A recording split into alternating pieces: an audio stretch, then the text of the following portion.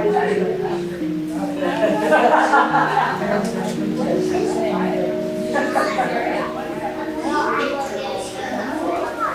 morning. Good morning. Can you hear me all right? Yes. All right, not too loud for anybody? All right, excellent. Welcome to the Unitarian Universalist Church of the Brazos Valley. My name is Reverend Kiya, and my pronouns are she, they, and I'm glad to see you. You need to turn to page 108 in the gray hymnal. We're going to sing My Life Goes On in Endless Song, because it does.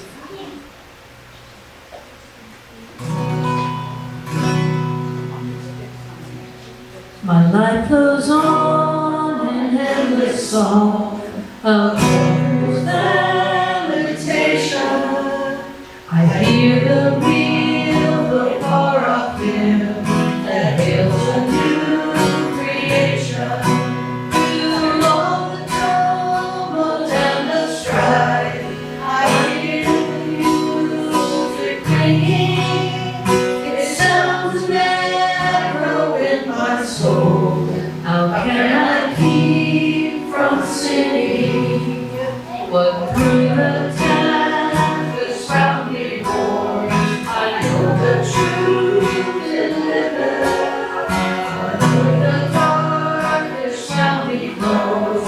Something that I did give it. No storm can shake my endless song. All through the rock I'm clinging.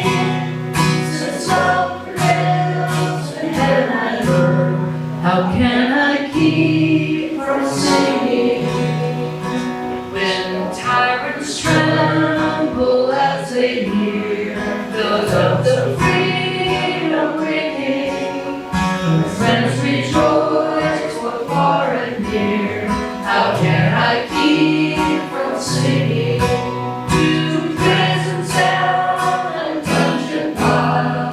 Our thoughts to them are reading.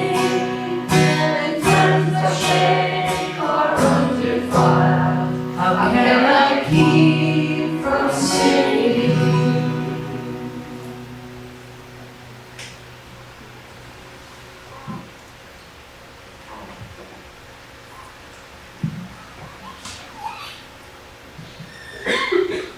This will do it. I wish I were taller. Good morning. Good morning. Welcome to the Unitarian Universalist Church of the Brazos Valley. If you like acronyms, we're UUCBV, or a combination of word and acronym, we're Brazos UU. I'm Carolyn Clark, and it's my privilege to be your worship assistant this morning. We are a welcoming congregation, which means we celebrate and welcome all people of diverse sexual orientations and gender identities. We also strive to welcome people across diversities of race, age, ability, immigration status, and belief. We are also a congregation working for reproductive justice. So whoever you are, wherever you've come from, and wherever you are on life's journey, you are welcome here. We have a few announcements. For those of you who are not connected to our Thursday eCast, that's our weekly newsletter. So if you're not getting it on Thursday, please, in your email obviously, please sign up today to receive updates and information on all of the UUCBV activities right in your email inbox. We've slightly changed our joys and concerns, so if you have a joy or concern to share, please write it in the book being passed around for Reverend Kiya to read. Please remember that our service is recorded and available publicly if you need to moderate your message accordingly. On May 10th, we have Book Madness. Is that a Wednesday? Yes. Yeah, I thought so. Book Madness on Wednesday. Any genre, a book discussion, so freewheeling at Reverend Kiya's at 7:30 p.m. And now we have Abram to help us with the chalice lighting.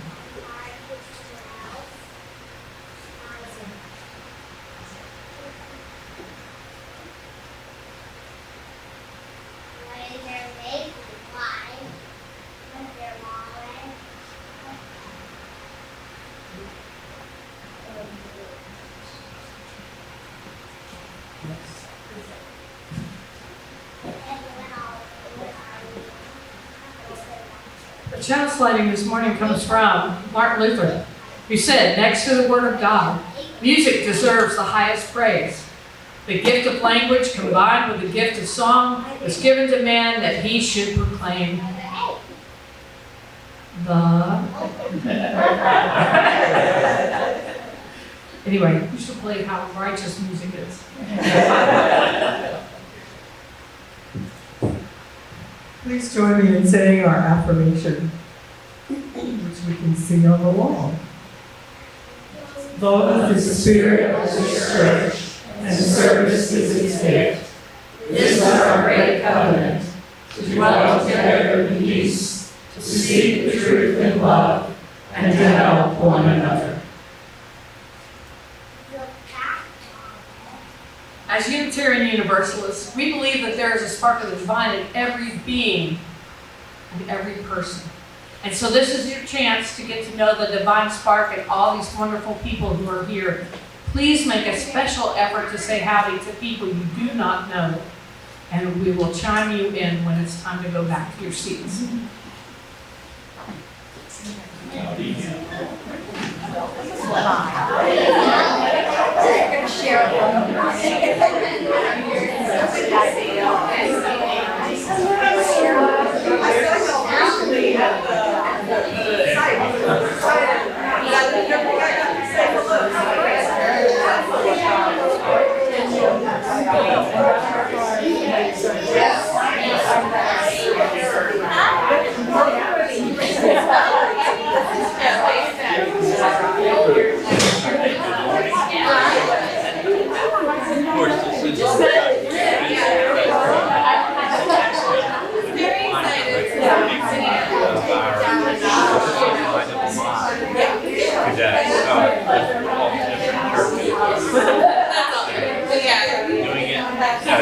Taking it from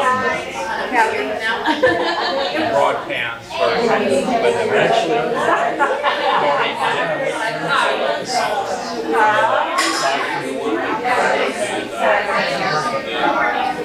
there was a great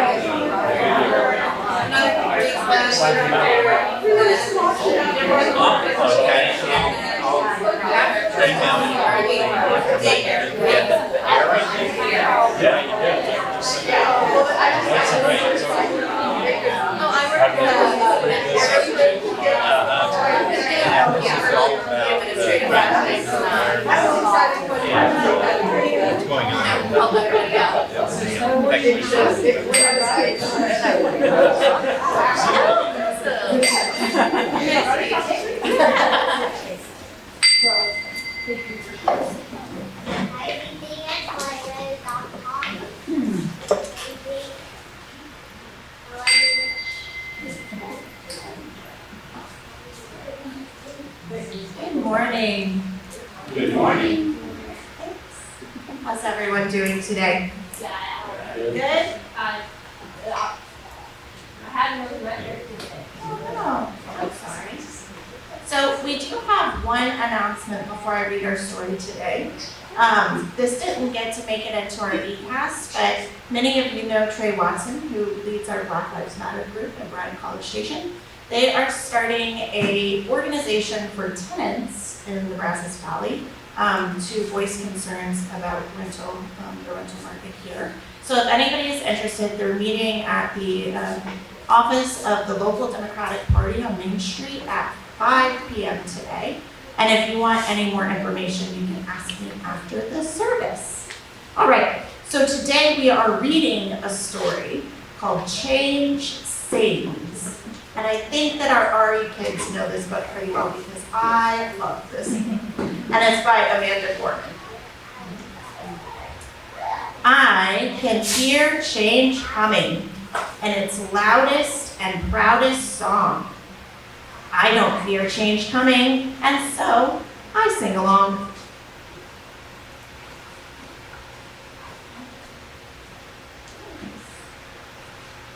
I scream with the skies of red and blue streamers. I dream with the cries of proud and true dreamers.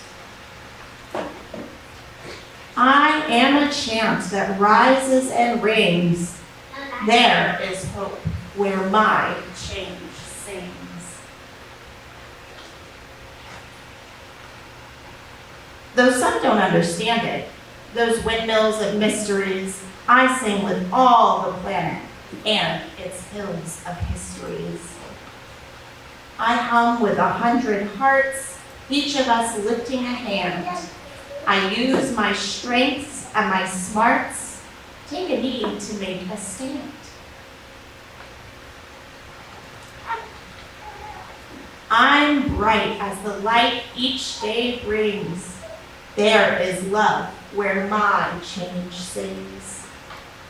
I show others tolerance, though it might take some courage.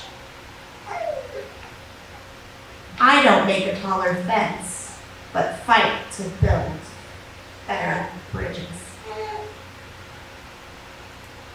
I talk not only of distances, from where and how we came.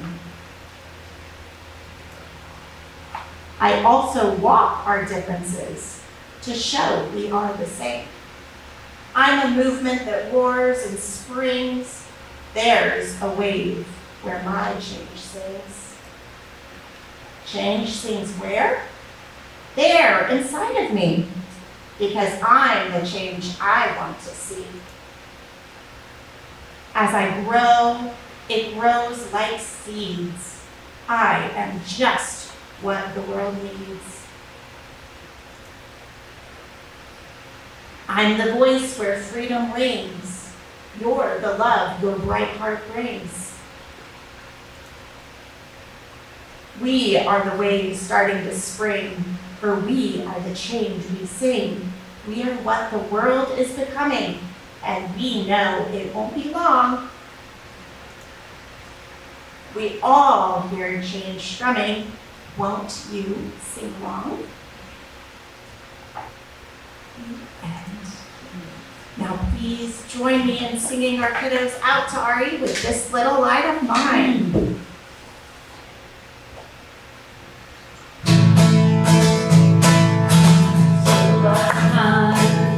I'm gonna let it shine.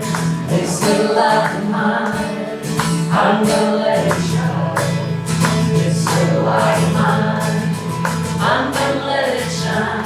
Let it shine, let it shine, let it shine.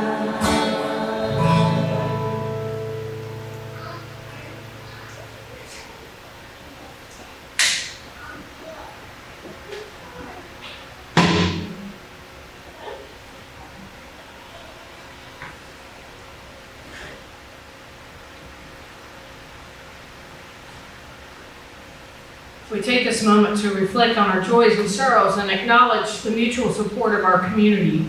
May we remember those who have spoken, those they have named, and those we hold in silence in our hearts. My beautiful wife Meg is home with pneumonia. She just sounds really bad right now. She's feeling fine, and she will be back probably next Sunday. She didn't want you to listen to her lungs being coughed out.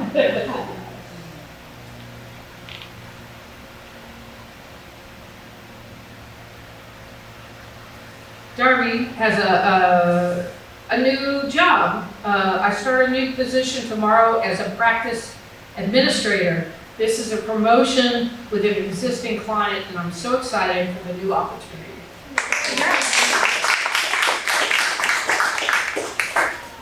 We have a number of people in the congregation that are struggling with illnesses or new diagnoses, and they're not here today, so I'm not going to tell you who they are. But I want you to hold them in your heart. Anybody else have any last ones? We'll look at the light and think about the people.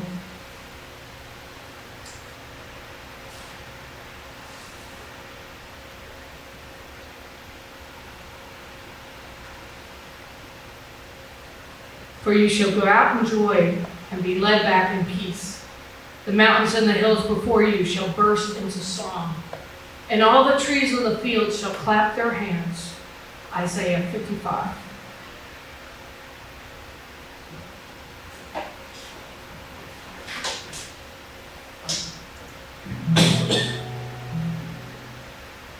We're going to sing number 18. All the hymns today I will be talking about in the sermon because they reflect some aspect of our hymnody. Hymnody is just the study of hymns. And that's what we're talking about today, which you may think is boring. But I tell you, I swear, it is not boring. And I promise I will prove my words. So we're going to sing this hymn, What Wondrous Love, which comes from William Walker, who was the music director at the First Baptist Church in Spartanburg, South Carolina. And he wrote the bestseller in 1835 called The Southern Harmony. And sometimes, if you look at the bottom of the hymnal on the left-hand side, it will say at the bottom, music, melody from the Southern Harmony, 1835. That's what they're talking about. It means it was a shape note song. It means it was what our ancestors sang.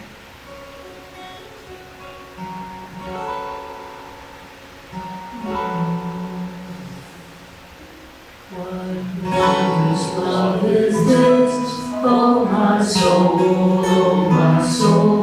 What wondrous love is this, oh my soul. What wondrous love is this that brings my heart such bliss and takes away the pain of my soul, and takes away the pain of my soul. When I was sinking down, sinking down, sinking down. When I was sinking down, sinking down. When I was sinking down beneath my sorrow's ground, friends to me gathered round, oh my soul, my soul. Friends to me gathered round, oh my soul. To love and to all friends, I will sing, I will sing. To love and to all friends, I will sing. To love and to all friends, who pain and sorrow mend, with thanks unto the end, I will sing, I will sing. With thanks unto the end, I will sing.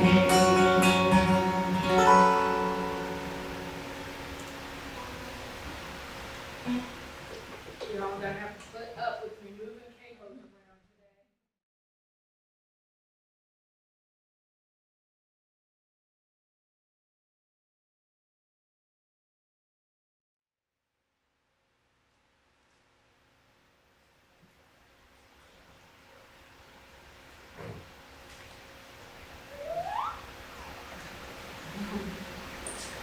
Get your hymnals.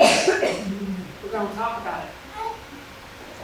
So, how many people grew up in Methodist, Baptist, Lutheran church? Okay, how many people grew up in the Unitarian church?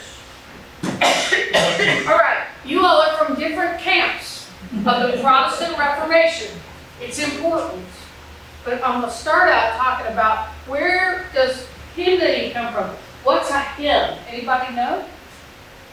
A song of praise. Y'all pagans sing hymns too. But Christian hymnody starts out of the Jewish tradition.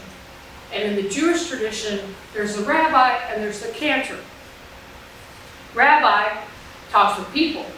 Cantor talks to God because the cantor sings. The way God hears things is what the cantor sings, the prayers of the people. So originally, that's where that came from. And because they were surrounded by all these different pagan people who were very into drums and dancing, belly dancing and such. So there was a lot of activity and lots of instruments and stuff and lots of piling it on and maybe a lot of drinking involved. The religious tradition of the Jewish, Judeo-Christian, early Christians was to not have instruments and to just sing a cappella. You know what a cappella means is without accompaniment. Italian. Everything musical is Italian. So here we are, and we're like hanging out and we're singing our hymns. Well, when they started arguing about theology, there were different camps. The Arius and his people followed Arius, that we are kind of in that heresy where we don't necessarily think Jesus was divine and equal to God, and we weren't into the Trinity. We sang these songs over here. There was Ambrose of Milan, and his people were in the Trinity, and they sang lots of songs. Now, they did it in a very soldier fashion, so a lot of the earliest hymns sound like marching songs because they were literally walking around with torches trying to hit Arians on the head, you know. So the songs that they sang were not necessarily, they haven't all passed down, but there are some hymns that have passed down. When y'all sing O Come, Emmanuel, that's a 9th century song. It was in Latin originally. But a lot of the early hymns were in Greek because the people who were Jewish, that was the language that they knew. That was the educated language. So a lot of the early hymns, especially like the Christian fathers that were like in Egypt and they were hanging out and they were spending their whole day praying and they were singing and they were chanting. That's our tradition. That's where it comes from. It starts out. But we are in the Calvinist camp. And so you need to get to the Reformation as fast as you can. Okay? So I got two people to talk about. Martin Luther and Calvin. Now, Martin Luther happened first. He's the one he was a monk, right? You all know who Martin Luther is? Not Martin Luther King, but that's who he's named after. All right. So we have John Calvin and Martin Luther. Now, Martin Luther is responsible for the Lutheran Church. And in that tradition, the Anglicans, the Methodists, the Baptists, they're all in that tradition. Now, why does that matter? Because they had very different ideas about music. Martin Luther thought, as I read his quote, that music was a gift from God and that he liked professional musicians. He liked people to sing in more than one harmony. He liked it when instruments got played. He was into it. In fact, his songs often have a tune from a drinking song out of the bars. It's true. Onward Christian Soldier, that's, a dramatic soldier song melody. Really. Because they were catchy. Now, the great thing about hymnals in general is that they are like little microcosms of theology. You don't have to go to seminary, you just have to look at their hymnal. I mean, I sat in the Episcopal Church, I opened up the Book of Common Prayer, I was going to hell in the first word. First sentence in the thing. You can tell almost everything you need to know by looking at the hymnal. Where are my other hymnals? Okay, great. I need it. Okay, now John Calvin thought that anything that distracted you from heaven was bad for you. Guess what music is? He also thought that he had to protect his people. So he thought that everyone should sing only words from the Bible, only from Scripture. Psalms. That means songs, right? So that's what people sang. So if you were in Geneva back in the 1500s, then that's what would happen. So John Calvin was born in 1509 and he lived to 1564. He also burned Michael Servetus, who's one of our ancestors, at the stake, just for standing up and disagreeing with him. So he's kind of an austere person. The best story I know on Calvin is that he was at somebody's house for dinner. They were so proud and they served all the food or whatever. And everybody was talking about how great the soup was. He poured cold water in the soup because he didn't want anything to distract you from your pursuit of heaven. And that's the way he felt about music. So music was like, I'm not sure, I certainly don't want to hire that professional musician to sing to me. I want people to sing, but I only want them to sing the Scripture. This does not change until we get to Isaac Watts, who was a nonconformist like us in England. And what he did that was so radical, he wrote Joy to the World. You all know that song? Right? Okay. It's important. I'm going to tell you why. So he wrote songs where he actually talked about how he felt. So he would take a song and he would study it, but then he would also add things about how he feels. Joy to the world. The Lord has come. Let earth receive her King. Let every heart. You know what I mean? It's like, you know that song, right? But that was a revolution in songwriting for hymns. And the Methodists come from there. The Baptists, you probably sang Isaac Watts songs. We have a couple. We have Joy to the World. Now, I want you guys to open up to page 25.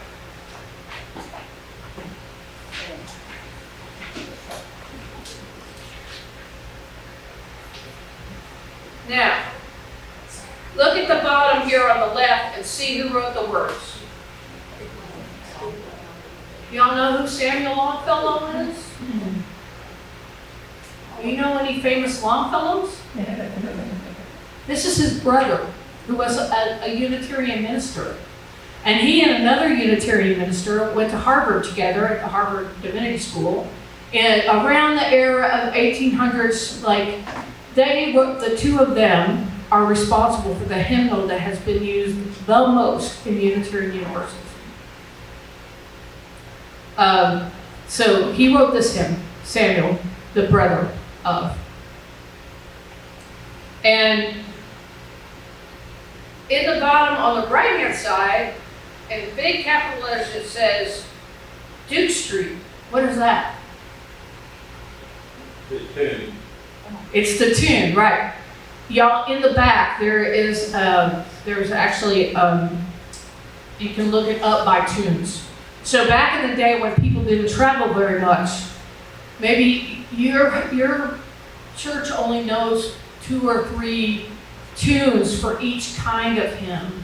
What kind of hymns am I talking about? I'm getting to that. So, in capital letters, it says the name of the tune, and there's an index in the back of the hymnal for that, in case you want to see what other songs are also sung to that tune. We're not that original. So, underneath there is something very important. It says LM. Anybody know what that stands for? Long meter. So, every syllable that you sing gets a count. And long meter is 8888. So, God of earth, the sea, the sky, the sea, is in long meter, which means that you could sing it to every other hymn that had the same meter. I will show you. Joy to the World and Amazing Grace and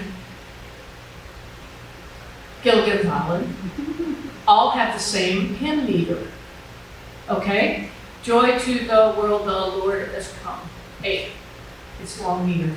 Now, let earth receive her King. It's common meter. So 8686. And so is Amazing Grace. Amazing Grace, how sweet the sound that saved a wretch like me.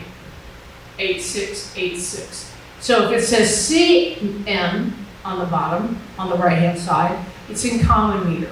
So I will sing Joy to the World to the tune of Amazing Grace. Joy to the world, the Lord has come.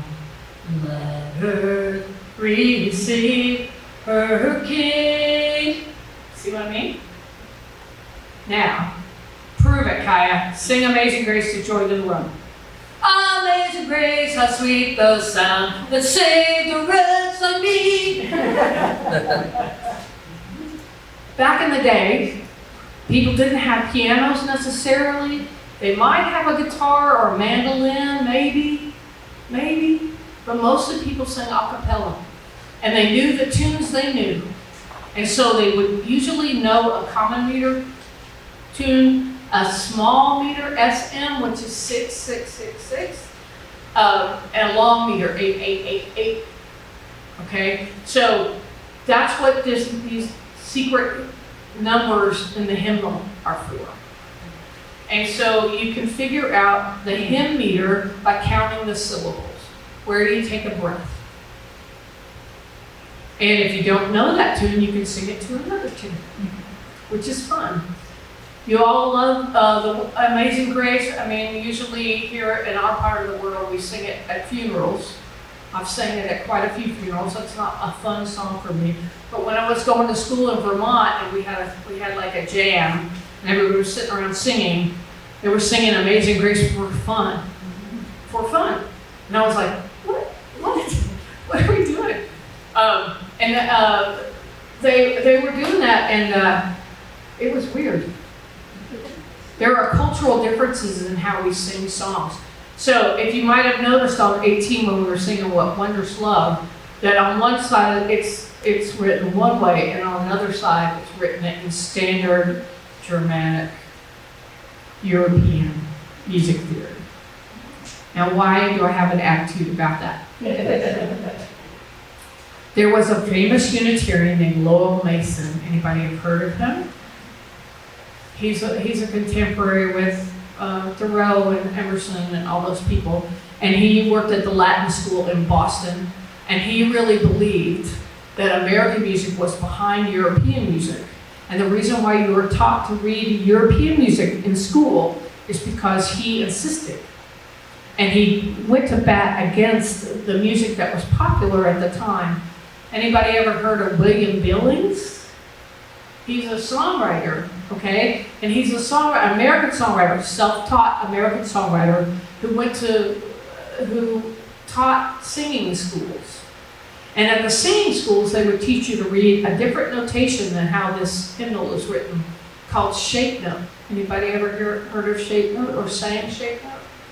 So there are different styles of shape note, but basically the one that's it's based on solfege. So do, re, mi, fa, sol, la, ti, do, right? That's solfege. So people who didn't have paper and it was expensive could teach their choir to sing by pointing at their hand at different places. If I pointed here, you'd sing do. Do is like C. So there's fixed do, where it's always C. And then there's movable do, where it's what key you're in. Pretty cool, huh? All right, so if you could shape note sing, there are 4 parts, and you would go and sit in your 4 sections, and you would sit next to people who knew what they were doing, and then the person who was leading the song would get up and they'd go like this, and keep time. Completely different system. So William Billings wrote the most famous song, Chester, of the Revolutionary War, and that was the standard way people sang pre-1800. Okay? And that music is still going on. If you get a chance to go hear people sing shape note, or if I can hire somebody to come in and talk to you about shape note and actually sing it for you, you want to hear that. If you saw the movie Cold Mountain, anybody? Cold Mountain, the whole soundtrack is shape note singing. You sing full out. Y'all, many of my classical friends, when I was in the classical choir, I could not sing the way I normally sing, because the way I sing is that style, traditional Appalachian shape note. So I sing from the bottom of my feet. But when I'm singing for choir and classical training, I would sing, much more like that, right? From my head up, not from the bottom of my feet. But the thing about shape note is everybody's singing from the bottom of their feet as hard as they can. And it sounds like people marching to heaven. I mean, it's amazing sound. And our famous minister, Hosea Ballou, wrote a number of hymns that are still in the shape note hymnal. So when you hear Southern Harmony, or you hear the shape note, any kind of the Cooper, or any of the shape note thing, there's a number of hymns in here because this book was written in the 60s. I mean, by people who grew up in the 60s, or were happening in the 60s. This is a baby boomers hymnal. So it has Kumbaya in it. Nothing wrong with that. But usually the way hymnals get done in the Unitarian Universalism, when our ancestors, the pilgrims, came over, they brought with them a psaltery. That's what we call what Calvin did, where it's all the songs. And real simple tunes where everybody sings together, a cappella, and every note gets one word. There's no, on one word or anything. It's just one word, one syllable, bam, bam, bam. So easy to follow, easy to sing. Beautiful. Some of them are really beautiful. We have some in here because y'all were Calvinists on the bottom. So if you ever wonder why don't we have more drums and why do we clap on the wrong beats? You can pretty much be sure this is why. It's our tradition, and it's based on the Calvinist idea of music. That's important to know. So when you have a big mix like we do, it's really important that you not like the music some of the time, so that everybody feels comfortable. If you want a diverse congregation, we need to present music from different genres and different age groups, and also different historical traditions. Because if we only sing traditional Unitarian songs, we're only going to sing about a quarter of this. There are only 2 Universalist songs in the entire hymnal. If you were in 1961, and then 10 years later, and you were a Universalist, and 10 years later you got this hymnal, you would be annoyed. Because there's not, and there's great Universalist songs. Anyway, we're most likely to have songs that are spirituals, i.e. they were sung during the Civil War era. They're slavery songs that were revamped in the Civil Rights Movement. We sing a lot of those songs. We shall overcome. There's more love somewhere. We have a lot of those kind of songs. We have a lot of songs from the Southern Harmony. We have folk songs. If Pete Seeger sang it, we might have it in the hymnal, right? We have a few world music songs. We are marching in the light of God. We are marching in the light of God. South African song. Nice. And then you sing it in South African, you don't sing it in English. Okay, so, anybody have any questions so far? Is it sort of interesting, or are you bored? Okay, cool. Now, it's important that we understand where we come from because we have to change it if we want to be welcoming to everybody. Because if you grew up in the Baptist church, you don't know these songs. Right? You know a whole bunch of other songs, and they're really good songs, sometimes with questionable theology. The blood hymns, for example. We'll go into that some other day. It's kind of a gross idea. But, so, other things you need to know about the hymnal. Where else do we get songs from? We get songs from the Quakers, if it says Whitaker or Greenleaf. There's shaker hymn in here. Anybody know what it is? Gift to be simple. Okay. You can find out. It's fun, actually, to find out where these come from. And if you want to know how did they make this hymnal and how did we do that, it helps if you're a minister, because you'll get on the committee. So on page, it's like right at the end of the preface, which is like in Roman numerals 8. It has a list of the people who were on the hymnal committee 20 years ago. Like, I think this came out in 1991. So it's time to do a new one. Many of the songs in here, if it's a rewritten one, you're singing along, you know the song, but they changed the words. Some minister did it, and it might not be right. How many of you have ever been singing along and the syllables don't match? And you're like, oh, that's because a minister did it, not a musician.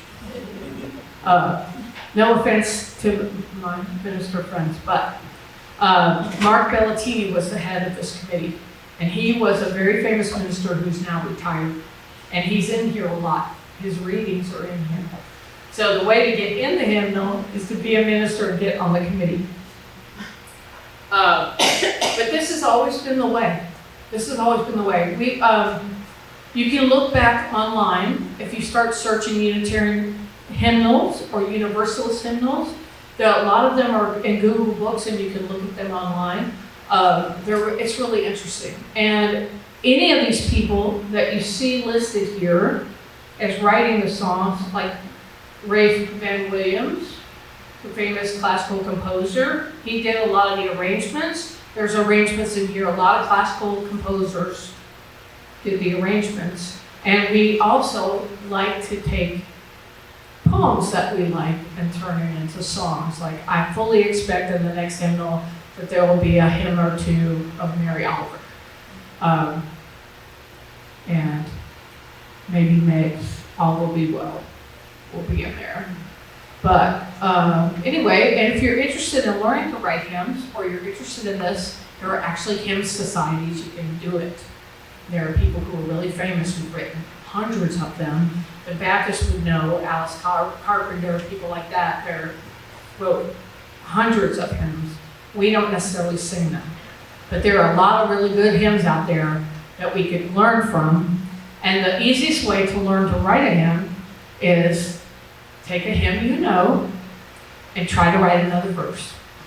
Figure out the hymn meter, figure out which syllables get the hard and the soft hits, and see if you can write one. It's a lot harder than it looks. Anybody have any questions about any of this stuff? Okay, yes? The pipe organ was in existence at the time you were talking about acapella, wasn't it? Sorry? Did the pipe organ exist back in the time that the organ? Oh, the pipe organ, yeah, 1700s. But their roads weren't good enough. I mean, you'd have to put it in a wagon and carry it over the trail. I don't know if you've ever been to Appalachia, but, you know, I wouldn't want to be trying to take a organ or a piano. But I mean, in Europe, you know, in Spain or Italy. Yeah, yes. The Catholic Church has its own tradition, and they had their own war about it with Palestrina and stuff, you know, where they changed it and they got rid of all the in the Middle Ages, people would sing all these songs that were traditional, but they would put these things on the side, kind of like talking about the weather and when they put the strawberries in and who they were in love with and all these things. And so they had a big to-do about that and took all that stuff out. They kind of cleaned house, especially after the Reformation, they cleaned house. And so the Catholic tradition is different. Now, I don't know if y'all know this. How many people grew up Catholic? None of the music's for you. It's for God. It's not for you. You're lucky to get to be there and get your communion. The big change is Martin Luther, because Martin Luther was trained who's a trained composer, he played the lute too. You know, so he wrote songs and he actually knew how to do it. You use the same book to learn how to write classical, to write 4-part harmony like this. We use the same book as Mozart. It's very, very antiquated. Sure. What are the two universals sing? Oh, good question. I would search Baloo and see if it comes up. It's they'll say there's a thing of sources, composers, authors, and sources on page 654. There's an index of readings that by subject to like for good to help us ministers like figure out, oh, we're preaching on this, we're preaching on music. I can look up in the back music and it'll list a whole bunch of readings that have something to do with music. It's just helpful for those of us who have to write services. There's an index of readings. There's an index of first lines and titles.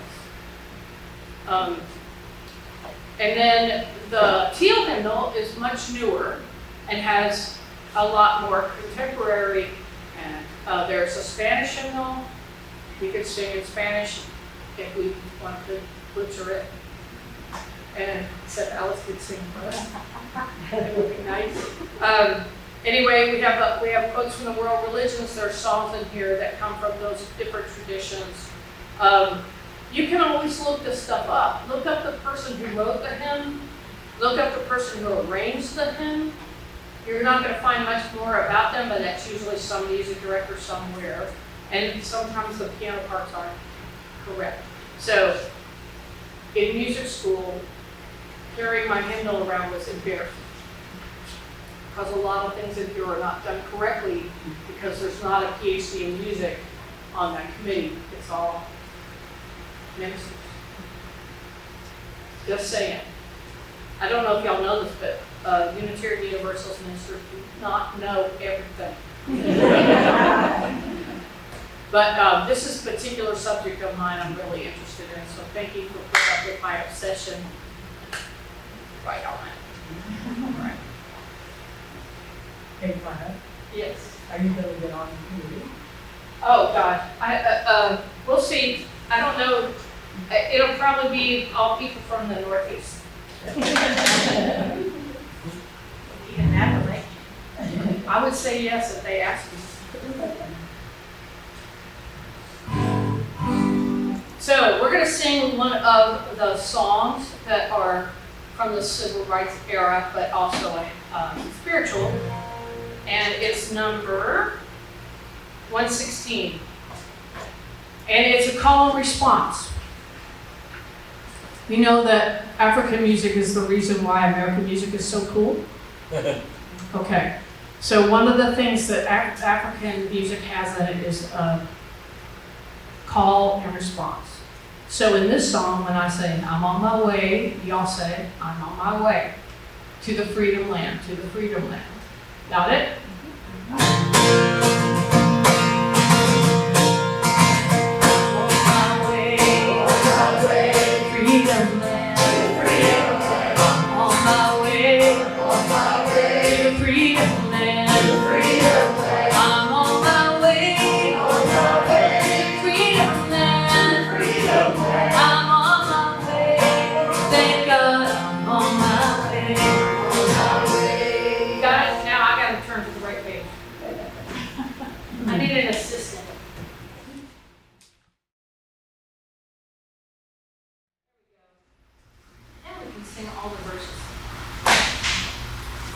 So this thing I do, have y'all ever seen me do this thing where I tell you what is coming up to sing? It's called lining it out, because not everybody could afford hymnals. And so a good song leader knows how to line out a hymn. So when I say, I'm on my way, and y'all answer me, that's right on, and then when we get to the second verse, I'll say, I asked my sister, and then we sing that. I asked my sister to go with me. Go with me. I asked my sister to go with me. Go with me. I asked my sister to go with me. Go with me. I'm on my way. Great God.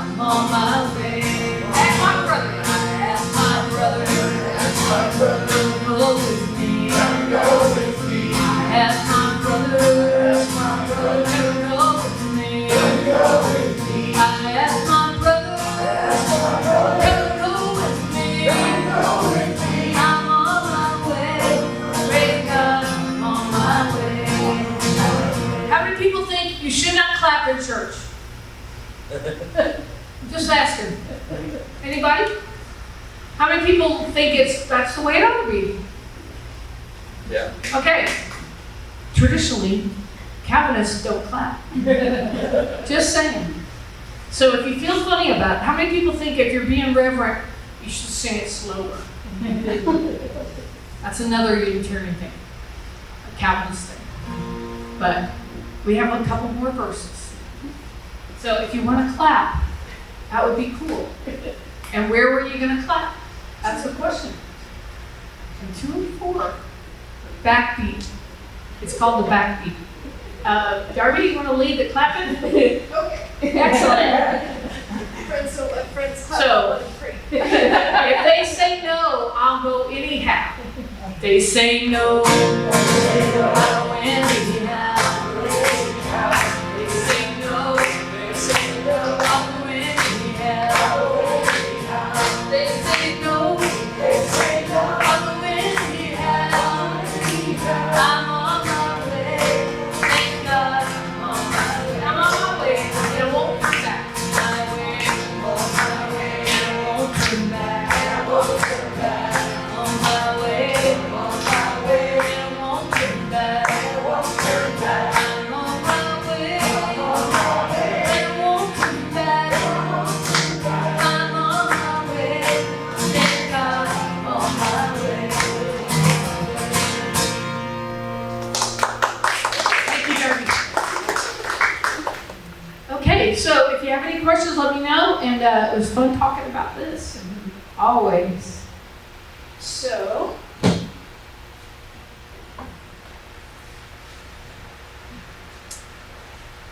Your turn. And I can't sing this part. That's all right. You can if you want, but I don't. It would be really weird. Now let an offering be taken to sustain and strengthen this place, which is sacred to so many of us, a community of memory and of hope. For we are now the keepers of the dream. The church shares the proceeds of the offering plate donation every week to support important nonprofit organizations with which we work. This month, we are proud to support the Brazos Interfaith Immigration Network, or BIN. BIN's mission is to promote the human dignity and well-being of all immigrants in our community, and to advocate for and facilitate better access to legal, educational, and social services. Please be as generous as you can.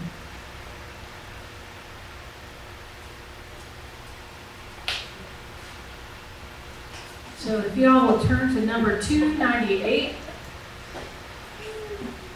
This is got all our theology in one hymn. It's one of my favorites. It's called Wake Now My Senses. Wake now my senses and hear the earth call. Feel the deep power of being in all. Keep with the web of creation our vow. Giving, receiving, as love shows us how. Wake now my reason, reach out to the blue.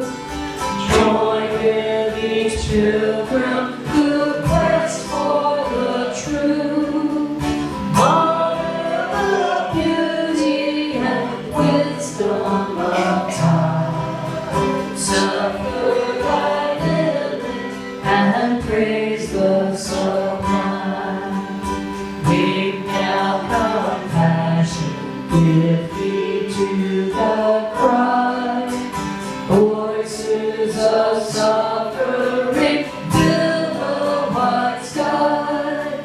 Take as your neighbor, both stranger and friend.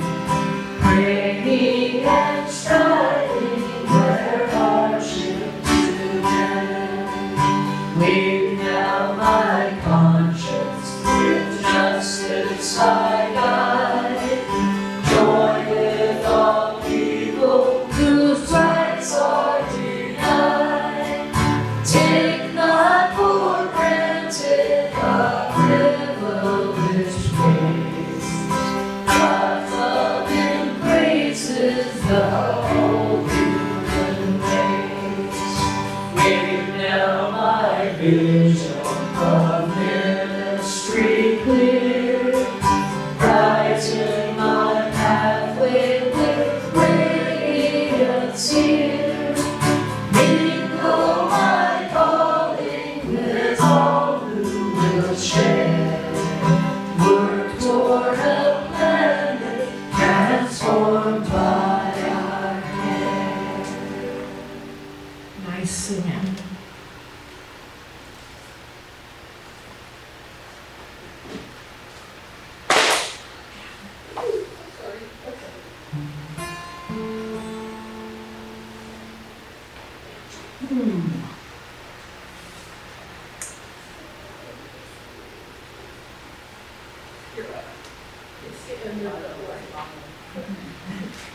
Trifocals have their limitations. We give thanks for these gifts we have given, for those we receive, and we give thanks for each other. May your generosity return to you tenfold. Now please join us in extinguishing the chalice.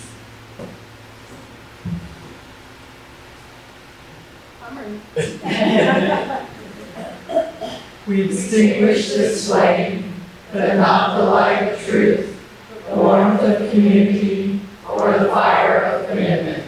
These we carry in our hearts until we gather together again.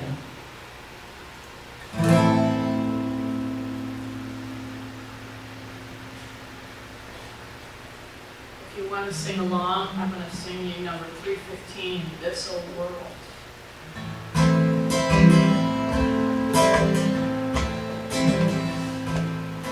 This old world is full of sorrow, full of sickness, weak and sore.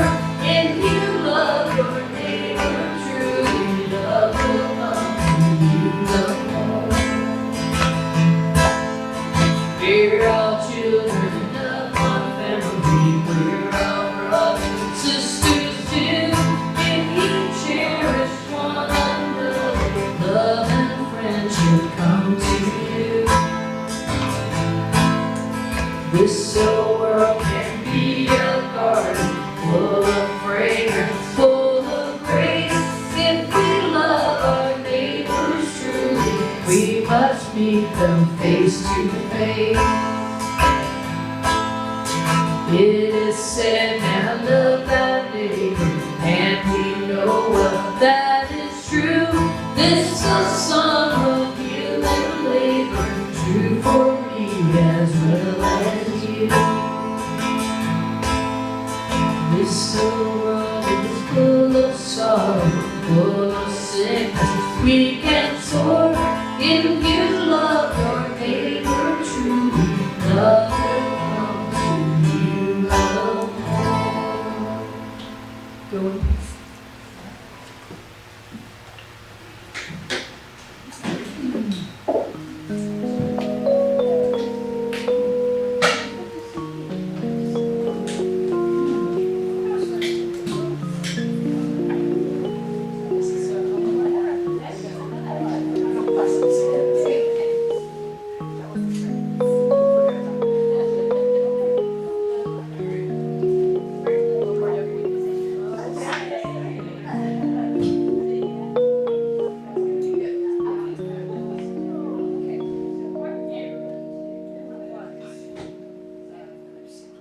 It's my allergy.